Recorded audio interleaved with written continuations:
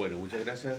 Tengo el tiempo para asistir a pesar de la lluvia y de que es viernes y el cuerpo lo sabe y tienen otras actividades. Pero estamos continuando con estas actividades acá en la librería Sotavento, con esta nueva sala que está abierta para presentaciones de libros, recitales de poesía, eh, licenciatura, no, eso no. Y hoy, que es el Día Nacional de las Librerías Independientes, eh, decidimos invitar a nuestro querido amigo Carlos Tromben, con cual esperamos tener una conversación amplia y también Serio. referida a su trabajo literario. Bueno, Carlos Tromben es ingeniero comercial, ¿no? Eh, a pesar de lo cual es una buena persona. Que tiene un trabajo importante en literatura y periodismo, también desde la ficción y también del trabajo de ensayo literario, podría ser o crónica o más bien investigación periodística. Aquí tenemos algunos de sus libros que recogen parte de su trabajo en ficción y también de los ensayos literarios.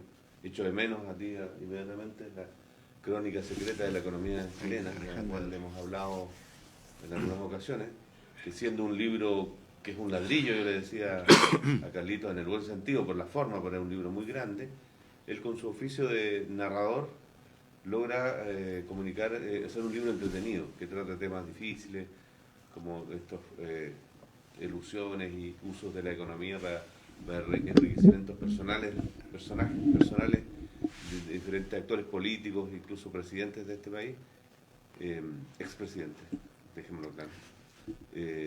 Y bueno, él logra tratar esos temas con mucha propiedad, con mucha investigación periodística, pero además con mucha, una mirada amena.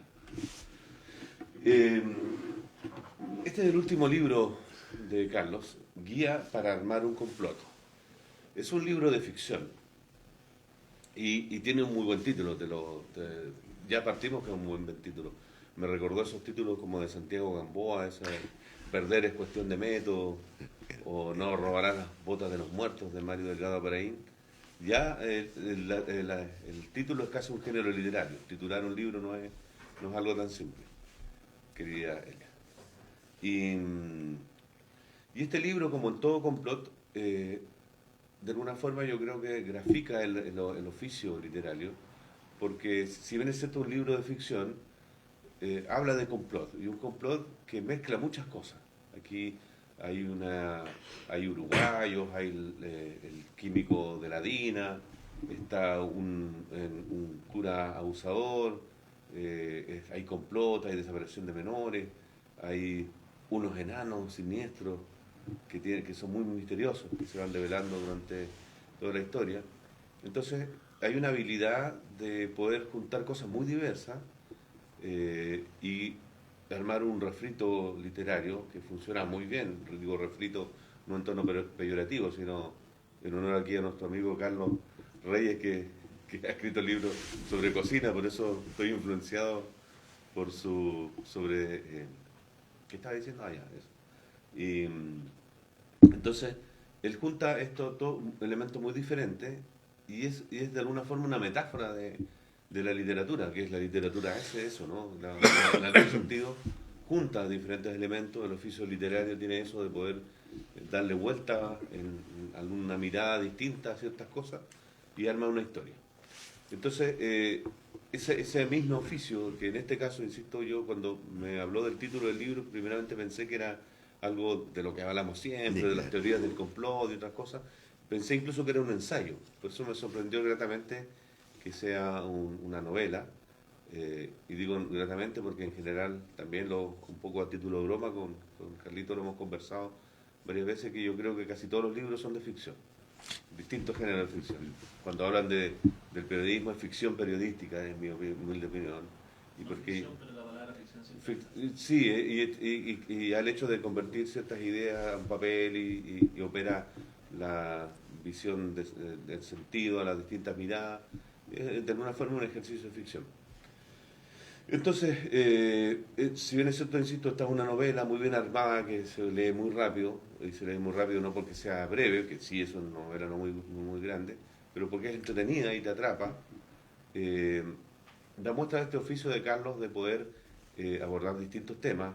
La ficción histórica, por ejemplo, tiene esta saga de Santa María de Iquique, Balmaceda y Huáscar, que aborda desde la ficción la historia naval o la historia política o la historia de la masacre de Santa María de Iquique, por ejemplo. Entonces, después le vamos a hacer algunas preguntas. Yo voy a dar ahora la pasada a Carlitos para que nos vaya. También, por favor, pueden irle preguntando. Todos tienen toda la libertad para interrumpirnos y sobre todo si no están de acuerdo en lo que decimos. Entonces, bueno, Carlos, cuéntanos un poco, antes de que entremos quizás en materia con este libro, esto del oficio literario, sí, del oficio de editor ahora también, de periodismo, de investigación. Bueno, primero que nada, muchas gracias por la invitación. Siempre es un gusto estar acá. Es un gusto estar acá en Sotavento, en esta hermosa sala, acogedora, un espacio para la cultura, para los libros, para el debate, para el encuentro. Los libros tienen esa característica que generan encuentros, generan conversación, es una relación. Una de las primeras relaciones que generan los libros es con los hijos, ¿no? Cuando uno lee los cuentos, hay una relación, hay un vínculo que se establece entre padres y hijos al leerse un libro. Papá, ¿qué dice acá? Los niños preguntan. Y después, cuando crecen, se independizan de uno y buscan sus propias lecturas. Es además el oficio de escribir, como tú decías, me gustó eso también de la metáfora gastronómica, aquí en honor a Carlos, aquí presente, que en realidad son capas, son elementos que se van combinando y que se van, en algunos casos, marinando, macerando, sofriendo, revolviendo, horneando, ¿no es cierto?, para que finalmente decanten en un libro final. Ese libro en particular, en la guía, nació de una observación real del barrio de Providencia hacia el año 2011 aproximadamente. Yo vivía en la calle Darío Ursúa, con Pedro Valdivia, a una cuadra de la Municipalidad de Providencia, que es un palacete, ¿no?, del año 1912 por ahí. En la época era un alcalde de extrema derecha, y yo vivía al lado de una casa antigua decadente, ¿no? La B, era la época de la B, exactamente. Y vivía al lado en un departamento porque en medio de todos los desarrollos inmobiliarios de los últimos 30 años, a veces quedan esas casas de adultos mayores que no vendieron, que no aceptaron las ofertas de la inmobiliaria y quedaron encerrados entre edificios. Generalmente hay gente, adultos mayores, que ahí quedó arrumbado un Peugeot 406, ¿no es cierto?, el jardín descuidado, no tiene timbre, no tienen cuestiones de seguridad, nadie les quiere robar porque no parece que tuvieran nada. Y en una de esas casas, la que estaba al lado del edificio que habitaba una familia de enanos. Eran trillizos, eran idénticos. Eran dos mujeres idénticas y un caballero, los dos, todos de la misma estatura. Entonces, y a veces los veíamos carretear a los enanos, tenían unos asaditos, a veces entraba el señor enano en un Volkswagen Escarabajo, manejando su escarabajo. Entonces, se produjo una situación como que es propia, así como de ese voyerismo que tenemos los escritores, así como, oye, ¿quiénes serán estos enanos? ¿Habrá habido más hermanos? A lo mejor son trillizos, son cuatrillizos, y además que en el patio de la casa se estacionaron unos carritos, esos que reparten dulces y golosinas a las puertas de los colegios. Entonces llegaban los señores, abrían la puerta, estacionaban el carrito, eran como 8 carritos. Había como una especie como de parking de carritos, y los enanos entraban a su casa, y se veía el resplandor de una televisión de noche. Entonces empecé como a lucubrar, y a veces lo hemos hecho con Yuri, oye, hagámosle una historia a ese personaje, a esa casa, así partió. Entonces, la idea de una conspiración de enanos, o de una situación que lo encontré por azar, mezclando, como tú decías, dos elementos, esa imagen con no me acuerdo cómo llegó a mí la historia de los hermanos Ovitz, que aparece en el libro, y que existieron, era una familia de enanos, que eran 8 enanos. Es muy raro que una familia tenga esas características, y todos eran músicos, bailarines, magos, y tenían una troupe que recorría Hungría antes de la Segunda Guerra Mundial. Tenían un espectáculo, bailaban, ¿no es cierto? Y eran bastante famosos. Y eran judíos, me decía, eran enanos y judíos. Y hizo, era una cosa insólita. Entonces, claro, llegó el nazismo y llegó la persecución de los judíos y a los hermanos Goebbels los metieron al campo de concentración, los mandaron a Auschwitz. Y por sus características genéticas fueron objeto de investigaciones morbosísimas por el ángel de la muerte, Joseph Mengele. Esa historia existió, dos de ellos sobrevivieron al campo de concentración, se fueron caminando a través de, cuando liberaron el campo de Auschwitz, se fueron caminando y llegaron a Israel. Y vivieron hasta los años, ahí fallecieron. Entonces, oye, a lo mejor estos enanos son parientes de los hermanos Goetz. Y ahí se echó a correr la bolita. Y ahí no paró más, porque además estaba la B al lado. Oye, estos enanos. Esto estoy hablando de 2011. Yo había trabajado en esa misma calle, cerca de Galvarino Gallardo, en una revista en América Economía en los años 90. Y estaban los enanos, ya en esa época. Yo me cruzaba con ellos. Y cuando volví a vivir, estaban iguales. Habían pasado 15 años y estaban iguales. Estos enanos no envejecen. Entonces ahí empezó también la cuestión. A lo mejor ahí tiene una fórmula secreta. Que tienen un sexto sentido para reconocerse entre ellos. Además, claro, debe tener toda una red secreta. Y una vez empecé a ver más enanos, más enanos. Había una quinta enana, pero que era una enana con lucas, porque andaba en una silla de ruedas muy tecno, así, andaba por Providencia, así, andaba en su vehículo. Entonces ahí empezó. Y había otro elemento, empecé a unir, básicamente la novela consiste en unir puntos extraños del barrio, pero del entorno cercano, no de toda Providencia, pero sí de ese radio que está entre el metro Los Leones, Pedro Valdivia, y la municipalidad. Había un colegio que se llamaba Sagrado Corazón Argentino, que había dejado de funcionar por ahí por 2004, por razones nunca explicadas, pero en el marco de todos los problemas que empezaron a conocerse de la Iglesia Católica, probablemente. Fue perdiendo alumnas y desapareció el colegio, se robaron... No, traté de buscar antecedentes y no encontré nada. Y cuando uno no encuentra nada, está el espacio abierto para la ficción. Entonces dije, aquí algo pasó. Lo único que quedaba en pie, porque lo habían demolido entero, era la capilla y la casa era una casa patronal antigua, probablemente, en Providencia. Y un día yo iba pasando y creí ver un resplandor en una de las ventanas. Dijo, hay alguien adentro. Y ahí empezó también los enanos, la municipalidad, el Sagrado Corazón Argentino, y ahí armé el complot. Ahí había algo que unía todos estos elementos en una sola historia. Le cambié el nombre, era Sagrado Corazón Uruguayo. Entonces ahí nació la idea de que existía un cura con un pasado oscuro, cosa no tan rara, pero porque hubo un caso también verídico, que fue un cura torturador argentino que se refugió en Chile y lo pilló la justicia. Él tenía un apellido alemán y era el cura del Quisco, el balneario del Quisco. Entonces, sí, y se había camuflado de cura y estaba en Chile. Y ahí uní todos esos pedazos. Y ahí viene, pues, entonces está todos estos elementos, la cebollita, ¿no? El ajo, el tomatito, el congrio, ¿no es cierto? Y se fue juntando y maceró muchos años, porque demoré bastante, como 2 o 3 años. En una época que no estaba como en suspenso mi carrera literaria, estaba más dedicado al periodismo. Y ahí salió el libro. Y se publicó por primera vez en 2014, una edición muy de bajo perfil, La Calabaza del Diablo. Y ahora con motivo de nuestro proyecto editorial, Rocamar Ediciones, con Paz Vargas, mi esposa, y ¿cómo se llama? Y nuestra amiga Paula Guzmán, decidimos partir por recuperar ese libro, corregirlo, revisarlo y editarlo bien.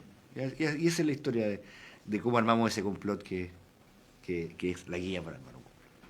Pero el fondo también es una autoironía sobre las conspiranoias, lo que hemos hablado tantas veces. En realidad no es tan difícil imaginar un complot. Más ahora que está lleno de situaciones propicias a decir, oye, este está coludido con este. Oye, ¿por qué se parece? Esto habla como predisposición de las redes sociales, es muy fácil. Es fácil. Tú tirar una piedra y aparece el complot. Oye, Carlos. No quiero que hagan spoiler del libro, pero ¿cómo se cruza finalmente los enanos con el cura argentino, con el Sagrado Corazón? Claro. Y con los uruguayos de la cordillera, Claro. con el avión que cayó con los Claro. rugbyistas, y hay más cosas, sí. Es que los enanos tienen un secreto que es un secreto para no envejecer, ¿no? No envejecen. Es un secreto, ellos ellos no envejecen. Y tienen un secreto para lograrlo, ¿no? Y ese secreto, además que tienen muchas lucas, porque tienen muchas inversiones inmobiliarias, financieras, viven con mucha austeridad, viven como si fuesen pobres, pero en realidad tienen cualquier luca, precisamente disfrazan su fortuna en una fachada como de austeridad y humildad, pero en realidad tienen cualquier luca, ¿no? Entonces ellos son un poder dentro del barrio, y el alcalde les tiene miedo. A la vez como la calle. No, es como el tipo quiere como echar a andar más proyectos inmobiliarios y los enanos se oponen. Entonces hay una guerra soterrada en este barrio entre los enanos y el alcalde. Y aquí van a destinar lo que queda del colegio, ¿no es cierto? Hoy en día el colegio, el verdadero colegio, es la Universidad Autónoma, un campus. Lo compraron y desarrollaron un campus grande, así como la Universidad San Sebastián, o sea, como que son grandes, universidades que tienen capacidad financiera. Ese es un poco lo que une, digamos, estratégicamente los distintos elementos del complot. Una consulta, ¿cómo abordáis el ejercicio de la reedición? Sí. Estamos hablando de un texto de hace unos 8 años. Sí, atrás, sí. Está corregido, aumentado, refinado en términos de la relectura. ¿Cómo es ese proceso? Sí, mira, eso es una pregunta así interesante porque yo creo, o sea, la definición, nosotros mismos nos dimos una definición, que era no reescribir el libro. No reescribirlo, es decir, no armar un tercer libro, ¿no? Que es parecido al anterior, sino que sea fiel al original, pero que corrija sus deficiencias, que había desde algunas formales, la edición tenía errores importantes, bien groseros en algunos casos, y se habían pasado algunas inconsistencias. Entonces uno también puede aprovechar de limitar y limpiar esas inconsistencias. Y había algunos diálogos que estaban medio chuscos, y aprovechamos de limpiarlo. Era como una remasterización de una grabación antigua. Y es, Pero no le agregaron. no hay ningún personaje nuevo, no cambió el final. Yo creo más yo creo que uno puede corregir una opinión distinta Sí, para sí. contrapuntear. Es Yo que creo que uno puede retocar un cuento, un texto, un libro, finalmente es de uno, ¿no? Puede sí, demás. darle un nuevo final. Pero también, claro, está el riesgo eso de que también ese libro a lo mejor es una muestra de ciertas cosas De ese momento. de ese momento. Claro. Y si a mí me ha tocado de repente retocar algunos cuentos que han salido en algunos libros después publicados en otros lados. Y claro, siempre le meto harta mano. Ya. Eso lo hice, o sea, Bueno, nosotros- Borges corrigió hasta libros de otros, ¿no? Sí, Cuando hacía la claro, traducción, no, claro. lo dejaba mejor, Claro. le cambiaba el final. No, era tremendo. O sea, nosotros hicimos, fue una decisión que tomamos, pero no era porque hubiese ni un canon, que yo sepa, ¿ah? Un canon de cómo proceder. ¿Tú y tu editor? ¿Ah? ¿Tú y el editor? Y la editora, que es la Paz, mi señora, mi esposa. Pero con Karma, tú mencionabas Karma, que no está ahí. Karma se publicó en 2004 en Sex Barral y se reeditó en Ediciones B con otro título, y ahí sí que hubo cambios importantes. Sí. Karma cambió Yo te harto. reclamé, me acuerdo que no te... Le cambiamos el final. O sea, eran 3 historias y la tercera está completamente modificada. Se cambió el punto de vista incluso. Las 2 primeras no, eran 3 historias que se entremezclaban y le cambiamos hasta el título, se llama La Señora del Dolor. Y bueno, las dos son válidas, digamos. Es como lo siente uno. Al releer el libro, porque nosotros teníamos que tomar una decisión, como teníamos que... Este era un proyecto editorial que venía desde los tiempos de Barcelona. Cuando estábamos en Barcelona, Paz estaba estudiando estuvo estudiando en la Universidad Autónoma el magíster de edición y trabajó en Anagrama, hizo una pasantía súper interesante en la industria editorial catalana. Y entonces queríamos hacer este editorial cuando volviéramos. Nosotros volvimos en septiembre del 19 y en octubre del 19 pasó lo que pasó y en marzo del 20 pasó lo que pasó. Entonces estábamos muy frustrados. Entonces, y las condiciones económicas hoy por hoy no son las más propicias, pero dijimos, ¿sabes qué? Basta, hagámoslo igual. Empecemos paulatinamente, tranqui, con algo de menor riesgo, como sería un libro tuyo, porque no queríamos arriesgarnos con un autor, que frustrarlo o frustrar nosotros mismos las expectativas de un autor externo. Entonces, por eso partimos con un libro. Ahora tú me contabas algo muy interesante respecto a que la idea es más bien entrar al nicho de, Sí. de periodismo, periodismo Sí. o libros de Sí. crítica Sí. o de, claro.